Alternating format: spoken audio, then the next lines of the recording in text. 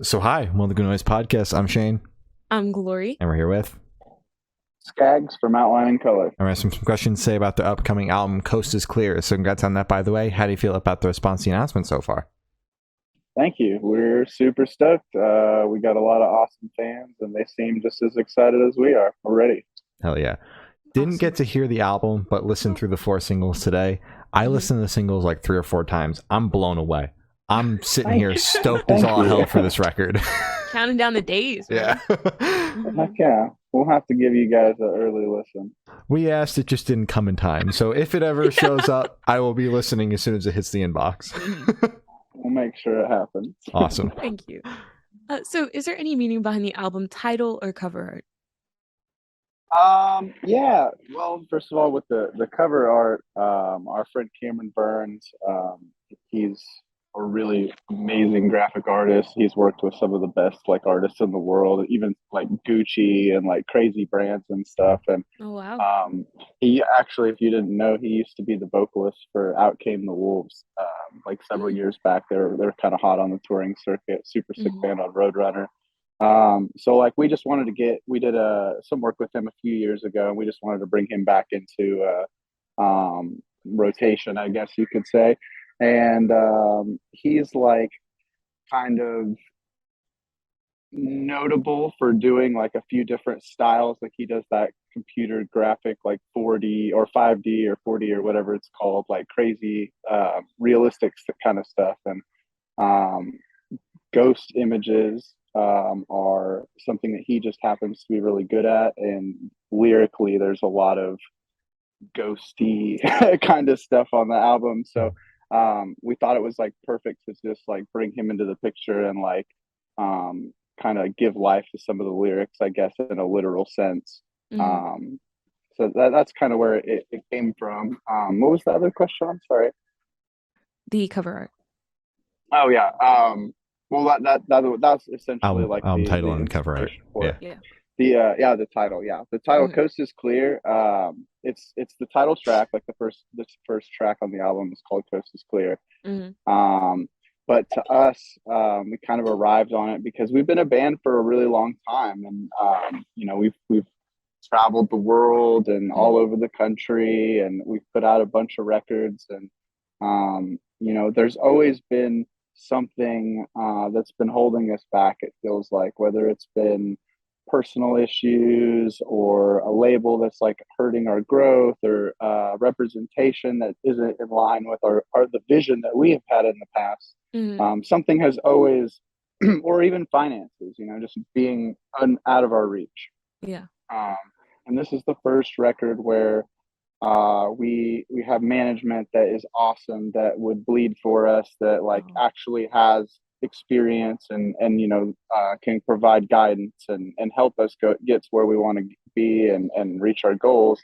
And we have a record label that loves the music that we're making, that loves us as people, that's just incredibly supportive of everything that we want to do, like regarding our music and our vision for it. Which I'm sure if you talk to a lot of bands, that's an incredibly rare scenario when it all Mhm. comes together. And we kind of arrived on Coast is Clear as the album title because it's kind of like, we're 10 years plus in the game, but we really Mhm. feel like this is the album, and we finally have the team to help us like properly deliver it to the world, and the record label that wants to push us. And so it's like Coast is Clear, no looking back, like this is it, we're going for it. And like, yeah, that's pretty much the inspiration for the title and the album art. That's awesome. God, that makes me so happy to hear you have just like full support on both sides. Thank you. Mhm. I don't know how familiar you are with our history, but it definitely hasn't always been the case, and Mhm. we're just so blessed and so thankful to be in the situation that we're in right now. Hell yeah. So can you tell us a little bit about your writing process for this album? Yeah, man, it's really crazy because for literally about a decade, our writing style has been write, refine, and then we go to a producer and record the album. Like we'll completely demo out albums, all, like vocals, drums, guitars, vocals, or everything done, and then we'll take our album and go to somebody else. And it took us a long time to figure out that that's not like what producing is. Like when you go to work with another producer, you want them to have the things that make their what's the best way to say this? The way that they touch music. You want that on your music. That's why you go to a producer. Absolutely. Yeah. And we definitely got to work with some really cool producers in the past, and they got to do their thing as much as we would kind of allow, I guess you could say, at that point in time. Like we worked with Cameron Mizell for Struggle, which is one of my favorite albums we've done. And at the time, he was a very notable producer in the scene. Like he had just done like some of Sleeping with Sirens' biggest stuff, and Woe Is Me was really big at the time, and Memphis Mayfire. So we went to him because we had this like idea of taking our sound and fusing it with what he was doing sonically. And when we got there, like I said, we had completely pre-written an album, and sum it up. I'm getting kind of long-winded, but sum it up to say we didn't really let Cameron fully produce the album as much as he could have. We almost kind of like co-produced it ourselves because we came in with a finished product. So for all of the stuff we've done since 2020, we have gone into the studio with literally nothing. No riffs, very few lyrical ideas. I will usually have some lyrics that I've tossed around on my phone at least, but we just go in and we spend about 2 to 3 days writing per song. And man, it's just the way for us now. I don't think we'll ever do it another way now because we've gotten really into co-writing and writing with different people, and we've just really found that the coolest music we've ever made, in my opinion, is stuff that we've done with other people involved, not just on our own. And that can't happen when you do everything on yourself, everything on your own. You just ask somebody to put their things on top. You have to bring them in at the beginning, and they have to be excited about the ideas that you're excited about. And if they're not, you have to find like common ground. And so that's one thing that's been inherently different about our writing process, really since 2020, is that we really don't go into the studio with ideas prepared beforehand. Now there are exceptions. Occasionally we'll have a song we've been sitting on for a while, and we're like, hey, let's bring that one back and finish it. But for the most part, we just try to go fresh. That's awesome. And it's very rare that like we'll talk to a band that's been doing it for 10 plus years and they'll like have completely shifted their writing process for like their newest record. Like maybe like it'll change slightly, but it has never gone from we wrote everything and went to the studio and that was how it was going to be, to going into the studio and having pretty much nothing, a blank slate, Yeah, it's kind of crazy. And like I said, if you would have asked me even several years ago, I probably would have thought what's held us back from that in the past, I think, is just the pressure. You have so many days in the studio and you got to turn out an album in that many days, and you can't really shit out an album. It's like shooting your foot and ending your career if you put out a bad album. So it's definitely not something that I would have thought that would be our style in the past, but I love it now. It just keeps everything really fresh. And a lot of times you spend a lot of time working on an album and the trends change and music progresses, and we've had it happen. Like our first album, when it came out, is another one of my favorite albums, but it didn't come out at the right time. Like had it come out at a different time, it could have been a really big record. But it is what it is. Those goddamn tastemakers change the taste. How are they? So what song off this album took the longest to write, and which one is your personal favorite? Which one took the longest? Well, there are 2 songs on the record that were written in like 2018, maybe 2019. And they were actually not written for Outline and Color at all. They were written for another like side project that I was working on at the time with the producer that ended up producing half of Outline's record. But we used to write songs together, and sometimes they never came out. They just sit on the wall, and we were writing like the back half of our record in January this year out in LA, and we just kind of got to a point where we had a good pace writing, and we were a few songs deep, and actually we were ahead of schedule, and the record label just okayed it. They were like, if you want to write some more songs, go for it, like we'll pay for it. Aw. Mhm. So we're like, sweet, we're already here, we got an Airbnb, like, and we paid for the time, so we might as well use it. Mhm. And I'm sorry, I'm getting sidetracked there. What was your question again? It was you were talking about songs got written 2018, 2019, Oh, right. and the Which record gave you which extra one took the time. longest? Right. Hmm. Which one took the longest? So the record label gave us extra time, Hmm. and me and Hiram, our producer, we just started going through some of our old ideas that we had written together, Hmm. and two of the ideas that we wrote like kind of stuck out to us, and we're like, hey, if we tweaked this and shifted the key here, and we made this chorus for Jonathan instead of for me, like we could make this into an outline song. So to answer your question, I guess some of the songs, two of the songs took 4 years to write because we never finished them until just now.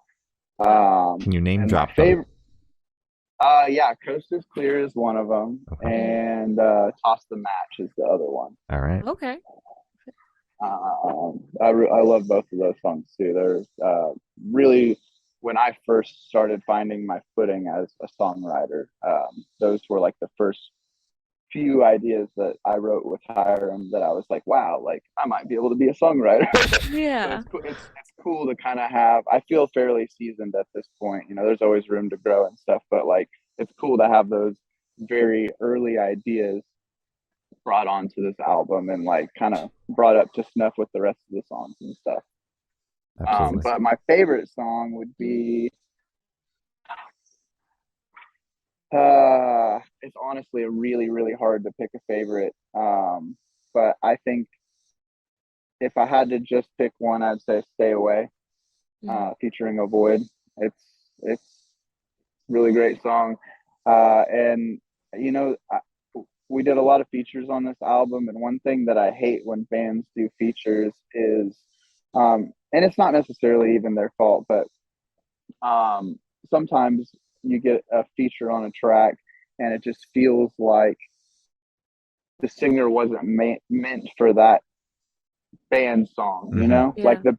the band loves the singer, and the singer's great, but like it just I don't know. You go through your like Spotify radio and you're listening to your favorite artist, and occasionally you'll hear like the songs that they featured on and Hmm. whatever. And every once in a while you hear that one, and you're like, Mm. I Skip. don't like that. Yeah. And for Stay Away, Hiram, our producer, he also produces for Void.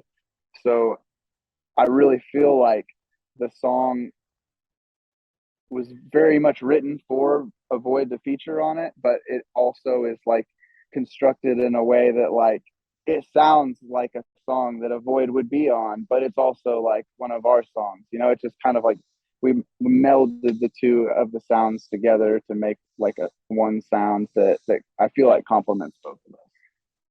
Hell yeah. So how'd the track list for the album come about? Did you guys write the opener be the opener, closer be a closer? Did you just shuffle around, see what fits?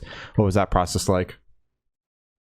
Um, we definitely didn't write the opener to be the opener, but at a certain point it became evident that it should be the opener. But as far as the rest of the uh, track listing, we knew Ghost of You would be last.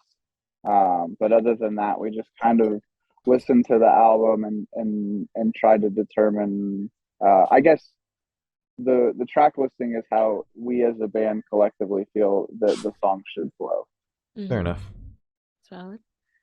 So would you be able to tell us where your headspace is at while you were creating this record? Yeah. So to give you a little context, I stepped up to be the front man of the band in late 2019, and the writings that we did in 2020 were heavily focused on imposter syndrome and just like Mm. um, trying to find your footing when the confidence isn't there, but the skill set is, and it's just a Mhm. matter of getting the things to connect mentally.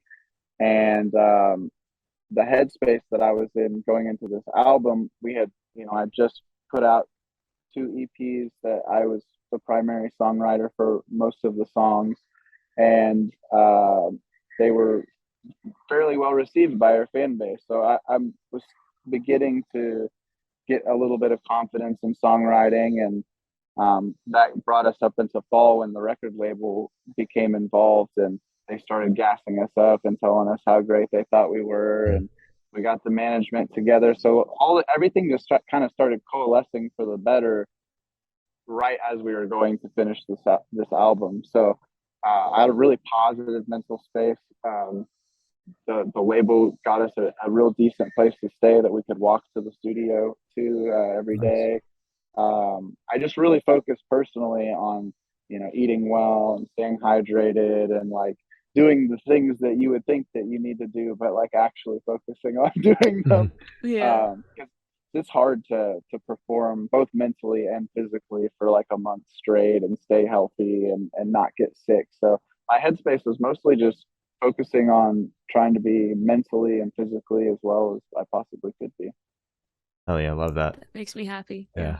Yeah. So how do you recommend your fans to listen to this album for the first time? Should they do it in the car with friends, in the dark with headphones on? Is it a workout album, party album? What do you personally recommend? Oh man, I definitely hear a lot of our fans say that they work out to our music. Um, Ooh. it's I'm not. I think it would be weird to work out to my own music, but so I can't really relate to that sentiment. But I've definitely heard that a lot. Um, but I would say with headphones Hmm. because Hiram is just a very gifted mixing engineer, and there's lots of little hidden layers and bells and whistles that I feel like you can't really get the full experience unless you're isolated and in headphones. But I've listened to it a lot in the car too, and a lot of the songs are really fun to listen to loud in the car. And Hmm. I mean, I think whatever way you listen to it, I think that there's at least a song for everybody on it. All right. Love that. So this one should be super, super quick off the top of your head. I want you to describe this album for new listeners in 3 words. No more, no Oh, less. uh, dynamic, Hmm. exciting, Hmm. emotional. Good job. There you go. Oh yeah. Perfect. Thank you. So in that same train of thought, is there a certain feeling or emotion you want listeners to have while going through the album? There's a lot of emotional. Um, I don't want to say depth, but there's a full range of emotion on the album. There's angry songs. There's really sad songs. There's um, everything in between. Really, we even did a cover of a song by the Vines. That's just, I guess that's a party song for sure. Get Hmm. free. But yeah, there's a little bit of everything on the album. I wouldn't put like one theme on it, I guess. Okay, Fair enough. that's valid. So what is your favorite memory that you made while creating this album? Oh man. Um, honestly, so like we've been a band a long time. We've traveled through Los Angeles many times through our tours and recordings throughout the years and whatnot, music videos and all that kind of stuff. But every time we've ever been there, it's been like crashing on people's couches or like a one night situation or crashing in the van or, like whatever. It's never like comfortable circumstances. Yeah. It's always like we're the transients in LA. Yeah, I feel like when I see the homeless people like walking up and down the street in Hollywood and I'm on tour, like I feel like kinship with them because like I don't Yeah. have a place to stay that night either. You're you know? sleeping in the Hmm. van, yeah. Yeah. Right, or like six of us in a one bedroom apartment, or like something crazy like that. Um, so like with this album, the record label it wasn't like, don't get me wrong, we weren't staying at the Ritz Carlton, but they got us a safe and clean apartment that was, like I said, walking distance from the studio that we were working at. So that was like so huge, so huge. Just having a place where we could feel comfortable and like actually just like sleep and reset and feel like somewhat recharged the next day. We've definitely done. I mean, we've done recording situations where we're recording for 2 weeks and we're staying on people's couches the entire time, and Wow. it's Wow. just it's really difficult to. I mean, you sleep, but you don't like really recharge. Mhm. Hmm. Hell yeah. Awesome. So picture this: you're on tour, you're at a gas station for a rest stop. What is your snack of choice? Man, lately I've been getting these. I'm trying to get with the name correct. They're like candied brown sugar pecans, buttered Oh, yeah, yeah, pecans. yeah. Hmm. Oh my God, they're like crack. I'm Oh, not even yes. really a candy person, but I say either that or aloe water. All right. Does aloe water have a taste? I've seen it before, but I just Oh imagine it yeah, like slimy chunks in just water. it's more like having like boba or something. Like they Really? have like a flavor to them. And some of the companies, it's like more like it's juice with aloe in it, you know. Hmm. But yeah, aloe water is awesome. Okay, I gotta grab that then, because I'm always scared to try it because I'm like I feel like it's just gonna be like water with just slimy little chunks in it. I'm gonna be unhappy and Mhm. but it's good. Yeah, go for It's that flavored delicious. shit If though. Yeah, Well, if you like boba, you'll love it. But even the unflavored, it's just like sugar water kind of with mhm. boba. I Okay. personally have had aloe water once. It was unflavored. I did not like it, but I think that I Ooh, I would didn't even know like they made the unflavored. flavored shit. I think that would be Okay. good. So what flavor do you get? There's an apple one that's really good. Hmm. There's like a honey one that's really good. Ooh, I know that. Like Yeah, that it's sounds like good. honey lemon, I think. Hmm. There's some sort of berry too. There's one company. It's like a green label, and they're all Okay, cool. I trust you. I'll have to grab that then. So on the topic of food, if the band was a dish, what dish would the band be and why? probably chicken lo mein. Oh, okay. And why? We're definitely a band of inside jokes, and our guitar player CJ probably has like 100 inside jokes that have to do with lo mein. So lo mein, final answer. Fair enough. All right. Perfect. So for the last couple questions, we're going to shift completely away from music and go straight to death row. Boom. So if Oh you're on crap! death row, what would your last meal be with a drink? Oh man, death row last meal, man. And it's just because I've been having like a craving for it lately, but I would want chicken dumplings, chicken and Ooh. dumplings, and to drink. Uh, shoot, this is my last drink, so Yeah, it's your last drink. I'm really having to contemplate this. Uh, Topo Chico, All but right. the twist of lime flavor. Okay. Perfect. We'll take it. So if you could live in one fictional world for a week, where would you live? Futurama, Really? yes. Okay. That's good. That's good. All right. Mhm. So I have the honor of asking the last question, and every single person we've spoken to have said that it is the most important question. Oh shit, pressure's on. Yeah. What's your favorite color? Um, I got to go with my gut and say purple because that's my childhood favorite pick. And there's been times where I've been a teal guy, Hmm. but and even an orange guy at times. But Ooh, gotta go with purple because it's my childhood favorite. Fair enough. that's a good I pick. agree. That is a very very important question. It It is. is. Yeah. So as I said, that's all the questions we have today. Is there anything that you would like to plug? Man, Coast is Clear comes out on October 14th. Pre-order that. We got some super super sweet merch bundles at Thriller's website. And then next month, October, we're going on tour with Electric Callboy and Attack Attack and Conquer Divide. It's going to be super, super awesome. Most of the dates are sold out, but check our Instagram, Facebook, Twitter. And if tickets are available in your city, you should get them because they are Oh yeah.